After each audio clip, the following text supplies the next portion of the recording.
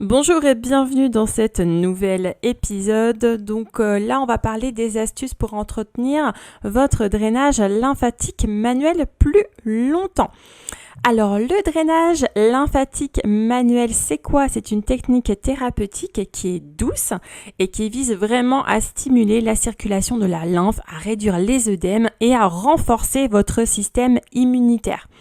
Il est souvent utilisé pour diverses affections comme les lymphodèmes, les lipodèmes, les jambes lourdes et plein de choses encore. Donc cette pratique vraiment apporte un soulagement significatif et une amélioration de votre qualité de vie. Cependant, pour en tirer le meilleur parti à long terme, il est essentiel de suivre donc des astuces et des pratiques spécifiques pour entretenir les bienfaits et prolonger ses effets. Donc une fois que vous avez fait votre cure de 5 séances de drainage, oui, parce que si vous faites juste une séance de drainage, vous allez vous sentir bien. En sortant de la séance, ça va durer 2-3 jours et ça va revenir. Il faut vraiment au moins faire 5 séances, une séance par semaine pour avoir donc des résultats sur du long terme. Alors, oui, donc une fois que vous avez effectué votre 5 séances, vous allez pouvoir donc découvrir ici le guide complet sur les meilleures méthodes que je vais vous donner pour maintenir les effets de ce drainage lymphatique sur une longue période. Alors, pour mieux entretenir les effets du drainage lymphatique manuel, attention, vous avez plusieurs méthodes. Vous avez déjà la méthode donc Voder, ça c'est vraiment la méthode d'équiné. C'est une méthode très douce qui ne fait pas mal. Moi, je fais la méthode issue de Voder.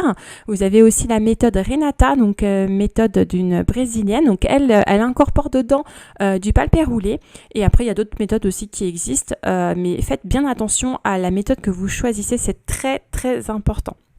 Donc il est vraiment crucial de bien comprendre le fonctionnement du système lymphatique.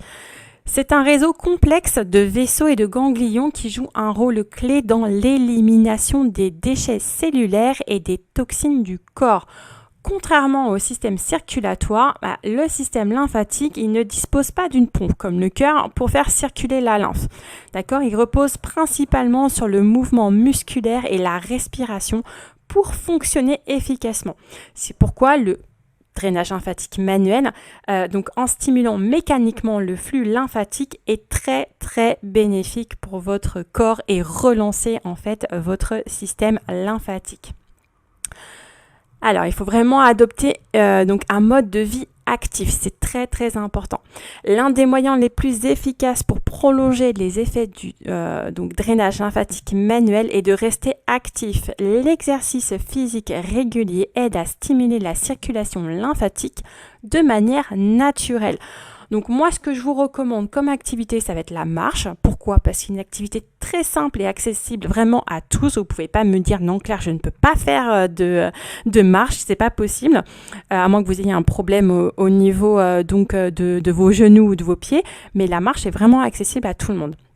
Donc pourquoi la marche ? Parce qu'elle favorise la circulation sanguine et lymphatique sans exercer une pression excessive sur le corps. Donc si vous avez des problèmes articulaires, la marche est très très bien pour ça. Donc ce que je vous préconise, c'est de marcher au moins 30 minutes par jour. Ça c'est le minimum requis.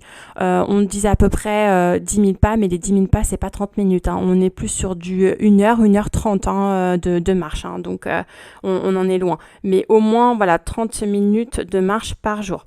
Vous pouvez aussi faire du yoga ou du pilates. Ces deux disciplines favorisent donc des mouvements doux et contrôlés qui stimulent le système lymphatique. Donc les postures inversées comme la position du chien tête en bas sont particulièrement bénéfiques pour le drainage lymphatique. Donc vraiment maintenir une bonne circulation lymphatique. Donc ça, le yoga ou le pilates, si vous en faites 1 à 2 fois dans la semaine, c'est vraiment top. Alors, si vous n'êtes pas du tout apte ou adepte en fait du yoga et du pilates, vous pouvez très bien faire de la natation. C'est un excellent exercice vraiment à faible impact parce qu'on est dans l'eau, qui sollicite vraiment l'ensemble du corps et qui favorise la circulation de la lymphe grâce à la pression hydrostatique de l'eau. Donc n'hésitez pas à aller à la piscine au moins 1 à 2 fois dans la semaine. Ensuite, ce qui est important, c'est de maintenir une hydratation optimale. Pourquoi ? Parce que l'eau joue un rôle crucial dans le maintien d'un système lymphatique sain. Une bonne hydratation aide vraiment à fluidifier la lymphe, ça facilite ainsi donc son transport à travers le corps et donc je vous donne quelques conseils pour rester bien hydraté. Premièrement, vous allez boire au moins 1,5 litre à 2 litres d'eau par jour. Attention, si vous faites donc des exercices, pas la marche, la marche on va rester à 1,5 à 2 litres par jour, il n'y a pas de souci, mais si vous faites en fait du sport, comme je sais pas la natation, si vous faites un petit peu de pilates aussi, parce que le pilates quand même ça fait fonctionner pas mal les muscles, hein. Vous allez devoir en fait boire beaucoup plus d'eau. On est sur du 2 litres à 2 litres 5, vraiment en fonction en fait de ce que vous buvez à la base. Donc par exemple, si vous buvez par exemple 1 litre d'eau par jour, vous n'allez pas me passer de 1 litre à 2 litres tout de suite comme ça va être un peu compliqué pour vous. Vous allez faire en fait par étapes. Donc si vous buvez 1 litre, on va passer à 1 litre 25. Ok. Ensuite, le lendemain, on va faire 1 litre 5. Ok. Une fois que ça c'est ok, après on passe à 1 litre 75. Vous augmentez en fait de 25 centilitres par jour, à peu près tous les 2-3 jours, voir un petit peu comment le corps s'habitue. Parce que si vous passez en fait de 1 litre à 2 litres, il va pas comprendre le corps. Donc on fait petit à petit. Très important aussi de consommer des aliments riches en eau comme les fruits et les légumes. Donc tout ce qui est concombre, pastèque, melon, au niveau de l'été, on se fait plaisir, ça fait du bien au moral et puis ça permet aussi d'hydrater votre corps. Et puis ensuite, si c'est donc en hiver, on est plus sur les oranges. Orange, on a le citron aussi qui hydrate pas mal. Vous évitez donc les boissons déshydratantes comme le café et l'alcool en excès. Attention au café, c'est un excitant mais un mauvais excitant au niveau du corps. Je vous ferai un podcast par rapport à la caféine et à la théine, c'est vraiment pas top pour le corps. Surtout, essayez de limiter votre consommation. On est à 1 à 2 cafés par jour, pas plus. Au-delà, c'est vraiment trop. Et puis l'alcool, pas bon du tout, pour tout ce qui est rétention d'eau. Et du coup, drainage lymphatique, si vous buvez de l'alcool, ça sert à rien. Après, ça va être engorgé assez rapidement. Il est important aussi d'adopter une alimentation saine. C'est quoi une alimentation saine ? C'est une alimentation équilibrée et riche en nutriments et est essentielle. Pourquoi ? Pour soutenir le système lymphatique. Donc, je vous donne quelques recommandations diététiques. Vous allez me privilégier les aliments riches en antioxydants. Alors, les aliments riches en antioxydants, je vais y arriver, excusez-moi. Pourquoi ? Parce que ça aide à prévenir et à réduire donc l'inflammation et à soutenir la santé cellulaire. Donc, il faut consommer des fruits, des légumes colorés comme les baies, donc tout ce qui est en fait framboise, myrtille, groseille, tout ce qui est fruits rouges en fait c'est vraiment top parce qu'il y a beaucoup d'antioxydants. Vous en avez aussi dans les épinards. Ah ouais, il y en a, je sais, ils vont me dire « Ah non, j'aime pas les épinards !» Vous avez dans le chou frisé, les carottes. Tout ce qui est coloré, vous avez beaucoup d'antioxydants. Il faut aussi donc intégrer des aliments diurétiques naturels. Alors c'est quoi ? C'est le céleri, le concombre, le thé vert aussi. Mais dans ces cas-là, pour le thé vert, c'est comme le thé, c'est de la théine, comme le café, la caféine. Ça a le même effet en fait, stress sur le corps. Donc ce que vous faites, c'est vous m'enlevez la première eau. Donc par exemple, vous prenez... vous faites chauffer votre eau, vous mettez soit votre sachet de thé, soit en fait votre boule à thé, et puis vous attendez 30 secondes, vous jetez la première eau et vous recommencez. Là en fait, il y a à peu près 90% de la théine qui est évacuée, donc c'est possible. Parce que le thé vert est vraiment riche en antioxydants, donc c'est intéressant. Pour réduire justement la rétention d'eau et à favoriser en fait le prolongement de votre drainage lymphatique. Ensuite, vous allez m'éviter tout ce qui est aliments transformés et riches en sodium. Tout ce qui est sucre et sel, c'est pas bon du tout.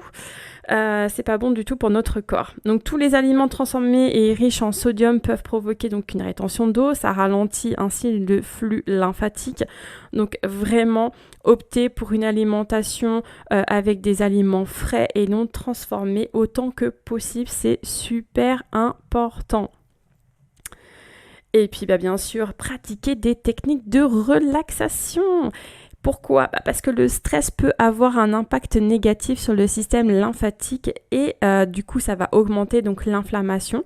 Hein, oui, pourquoi? Parce que ça oxyde en fait vos petites cellules, donc ça crée des œdèmes, inflammation, et du coup ça réduit la circulation lymphatique et vous avez des œdèmes et on recommence en fait dans une roue infernale, dans un système où vous ne vous sentez pas du tout bien. Donc intégrer des techniques de relaxation dans votre routine quotidienne et ça va vous permettre de prolonger les effets du drainage lymphatique manuel. Vous pouvez aussi faire de la méditation. La méditation régulière vraiment aide à réduire le stress et améliorer la circulation lymphatique. Vous pouvez essayer de méditer au moins pendant 10 à 15 minutes chaque jour, donc le matin au réveil pour réveiller votre corps ou le soir en fait pour vous endormir. Vous mettez une petite musique en fait de méditation et puis vous allez pouvoir vous détendre. Les exercices de respiration sont très importants aussi si vous faites de la respiration profonde. Pourquoi? Parce qu'elle stimule le mouvement du diaphragme, ce qui aide vraiment à pomper la lymphe à travers le système lymphatique. Donc pratiquez de la respiration abdominale ou la respiration diaphragmatique régulièrement. Donc pareil, le matin ou le soir, vous faites à peu près 10 ou 15 inspirations-expirations. Et vous allez voir, vous allez pouvoir donc vous sentir mieux déjà, prêt à préparer votre journée le matin ou prête justement à commencer votre sommeil pour avoir un sommeil réparateur le soir. Donc super important de faire des exercices de respiration et ça va vous permettre de prolonger votre drainage lymphatique. Il est important aussi de faire des massages de relaxation. Donc en plus du drainage lymphatique, les massages de relaxation peuvent aider à réduire le stress et améliorer la circulation. Donc les massages suédois, les massages aux pierres chaudes sont particulièrement bénéfiques, mais aussi le massage Ayurvedika Abhyanga que moi je vous propose. C'est un massage en fait indien qui permet vraiment de lâcher prise et d'avoir une super relaxation. Donc très très bénéfique. Vous faites à peu près ça une fois par mois, ça suffit largement. On va pouvoir aussi utiliser des accessoires et des techniques complémentaires pour justement aider à prolonger les effets du drainage lymphatique manuel. Alors, ce qui peut justement aider à prolonger, ça va être les bandages de compression. Donc, bandages de compression ou les vêtements de compression, ils sont souvent utilisés pour les personnes atteintes de lymphodème et ça aide vraiment à prévenir l'accumulation de lymphe dans les membres, mais pas que le lymphodème, aussi tout ce qui est lipodème. En fait, d'avoir des bas de contention ou des collants de contention peut aider donc à réduire les œdèmes. Le brossage à sec, c'est une technique vraiment qui consiste à utiliser une brosse à poils naturelle, donc attention de ne pas abîmer votre peau, il faut que ça soit vraiment quelque chose de très doux, ou sinon vous avez des gants de crin aussi qui peuvent être utilisés, mais c'est vraiment en fait très très doux, hein. Vous ne prenez pas les brosses ou les gants de crin qui sont vraiment très rugueux, donc vraiment très naturel et très doux pour stimuler la peau, donc et le système lymphatique. Vous effectuez des mouvements doux et circulaires en commençant par les pieds et vous remontez vers le cœur. Et ça, le mieux, c'est de le faire en fait juste avant de faire votre douche. Ça va relancer en fait votre système lymphatique. Vous pouvez aussi faire des bains de détoxification. Alors c'est quoi? C'est en fait faire un bain. Donc si vous avez une baignoire, c'est super bien. Vous faites un bain une fois par semaine avec du sel d'Epsom ou du sel de mer. Hein. Tout simplement, on va pas remettre d'autres choses dedans, on va juste faire comme ça. Après, je vous expliquerai peut-être quoi mettre comme huile essentielle pour détendre. Vous pouvez mettre de la lavande par exemple, ça détend énormément. Vous mettez juste 2 gouttes d'huile essentielle de lavande dans le bain et ça va vous permettre aussi d'être calme et d'être relax. Donc voilà, donc prendre ce bain de détoxification juste une fois par semaine, ça suffira largement. Très important aussi, ça va être de planifier vos séances de drainage tous les mois. Oui, pour maintenir les effets du drainage lymphatique manuel, il va être essentiel de planifier donc vos séances régulièrement. Donc avec un thérapeute qualifié qui pratique de préférence la méthode Vauder. Hein. La fréquence des séances va dépendre vraiment de vos besoins spécifiques.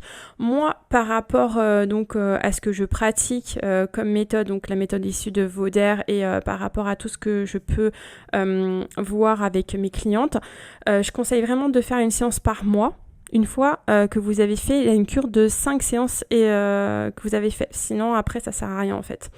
Donc, certaines personnes peuvent bénéficier de séances vraiment hebdomadaires, et tandis que d'autres peuvent opter pour des séances bi-hebdomadaires ou mensuelles. Ça va vraiment dépendre en fait de vous et de votre problématique. Je sais que les personnes qui ont un lipœdème, elles vont peut-être venir en fait toutes les semaines parce qu'elles ont besoin en fait d'avoir la circulation lymphatique qui est relancée toutes les semaines parce qu'elles ont mal aux jambes et c'est pas possible. Il y a d'autres personnes en fait qui vont avoir un lymphodème et donc avec des séances qui vont être prescrites par leur médecin. Ça va être en fait tous les peut-être tous les 3-4 jours, voilà, 2 fois par semaine en fait, ou peut-être une fois par semaine, ça dépend vraiment de la personne. Donc le mieux c'est de faire déjà une séance par semaine sur 5 semaines et après on voit ce que ça fait. Normalement, vous êtes tranquille pour un mois. Ensuite, on évite des éléments déclencheurs de la rétention d'eau. Alors, ça va être quoi ? Ça va être les vêtements serrés. Et oui, mesdames, il va falloir que vous lâchiez vos pantalons serrés. En fait, voilà, tout ce qui est les jeans slim, ça, on oublie. Ça entrave en fait la circulation lymphatique. Donc, vraiment, optez pour des vêtements amples et confortables. Et puis, en plus, c'est plus sympa pour vous. Attention aux positions assises prolongées. Donc, si vous restez assis pendant de longues périodes, ça va ralentir la circulation lymphatique, surtout si vous avez des jambes croisées. Donc, on évite de croiser au maximum les jambes, bien droites en fait. Et surtout, faites des pauses régulières pour pouvoir vous lever et marcher. C'est très important. Attention aussi aux fortes chaleurs. Alors, je sais qu'en ce moment, c'est pas terrible. On a un été un petit peu pourri cette année, en 2024. Mais voilà, donc les expositions prolongées à la chaleur extrême, si vous faites des bains chauds, des saunas, ça aussi peuvent provoquer une dilatation des vaisseaux sanguins et une rétention de liquide. Donc limitez ces expositions si vous souffrez de rétention lymphatique. Donc attention vraiment aux bains chauds et aux saunas. Écoutez votre corps, c'est très important d'écouter votre corps et de prêter attention justement à ces signaux. Si vous ressentez une fatigue excessive, un gonflement ou une douleur inhabituelle, il est important de consulter votre thérapeute habituel ou un professionnel de santé. Un suivi régulier, une communication ouverte avec votre thérapeute vous aideront à adopter votre routine de soins pour maintenir les effets du drainage lymphatique manuel. Alors, le drainage lymphatique manuel, c'est une technique thérapeutique puissante qui offre de nombreux bienfaits pour la santé. En adoptant donc un mode de vie actif, en maintenant justement une bonne hydratation, en suivant une alimentation saine et en intégrant donc des techniques de relaxation et des accessoires complémentaires, vous pourrez prolonger les effets du drainage lymphatique et améliorer votre bien-être général. N'oubliez pas de planifier vos séances régulièrement avec votre thérapeute préféré et évitez les facteurs déclencheurs de rétention lymphatique pour tirer le meilleur parti de cette pratique thérapeutique. En écoutant votre corps et en adoptant une approche proactive, vous pourrez maintenir les bienfaits du drainage lymphatique manuel à long terme et surtout vous sentir mieux au quotidien. On se retrouve pour un prochain épisode.